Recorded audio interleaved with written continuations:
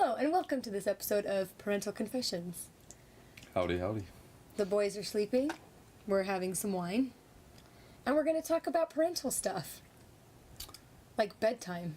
Bedtime's been a bitch lately. Yeah. I feel like we've probably already talked about bedtime, but we did it before. transitions. Yeah, like it changes when you have two little monsters. Because it was really good. We had the bedtime routine with Liam. It was good. Then we had the bedtime routine with Jackson. When Jackson turned a year, though, we put them in the same room. And it was good for like the first 2 months. So we started I was saying this to it the other day. I mean, honestly, to all the parents out there is no perfect solution.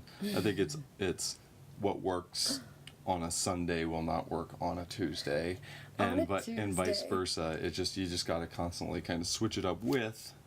I mean, the overarching thing I think has to be the same kind of routine. Like the bedtime routine. Yeah, but honestly, one night 3 books might make a difference.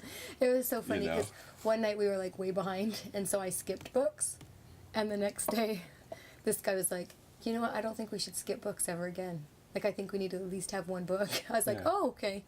Way to put your foot down." Yeah, and I think that for me personally, I think that was just because reading time I think is such a big deal. Sure. I think the thing that sucks about it right now is it used to be my favorite time of the day. And I've even said that on the blog several times and other things. It was so fun. You'd hold them and you'd sing to them and they'd look up at you with their big old eyes and it was so nice. And now it's get back to bed. No, I don't want to get to bed. Yeah. Get back in your bed. And then you're trying to stay calm and ooh-saw. But sometimes it just don't work. Yeah. And don't play into their whole, because they're smart. Don't let these kids fool you. They're smart. Gosh. They start telling you, I need to brush my teeth. I mean, it's even to the point where Liam will say, I need a Q-tip. Whereas here, it's you don't need a Q-tip. You need to sleep. I know. I have to go potty. No kid needs to pee 4 times within an hour. Unless they have an issue. Yeah. But then it's so funny because, you put Jackson down, and I lay down and he's staring up at me with his eyes. No indication that he is ready for bed whatsoever. And then you tell him to, he'll be jumping. He's like a jumper, so he just jump. So you lay him down, and no, you need to lay down, and you need to be quiet. Because I should preface. So that's our rule. After the bedtime routine, we tell Liam, he does not have to go to sleep, but he does have to lay down, and he does have to be quiet. And I feel when we enforce that is when he usually does better. So I'm trying to enforce that with Jackson. Lay down and be quiet. What does that little shit do? He just starts laughing at me. How can you be mad when your kid's laughing at you? But then don't get discouraged. Jeez, it's not really not that big of a deal in the end. You just have to understand this is the phase of your life. If you're in the same phase that Katie and I are in, it's going to take you 2 hours to get your kid to bed. Just understand, bedtime equals frustration, crying, headaches, misery.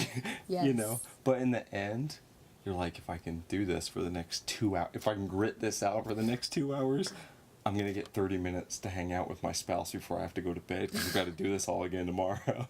And I think that's what's been so frustrating is, an hour tops to get them to bed for 3 years. It used to be. Yeah, that's what I'm saying. An hour was a bad day. It was so easy to put him down. So the idea of it taking 2. I start to do yoga. Yeah. I'll start to do yoga. Because I figure it will help me kind of, I don't know.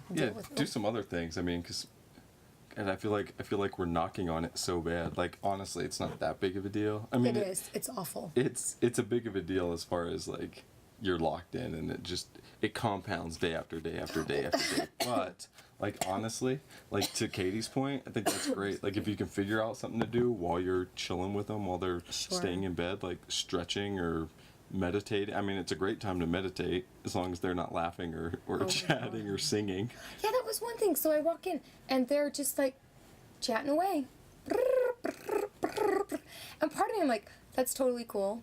Until it gets 9:30 and I'm dude, y'all need to sleep. Yeah. Okay, to you all, we hope you are enjoying your summer.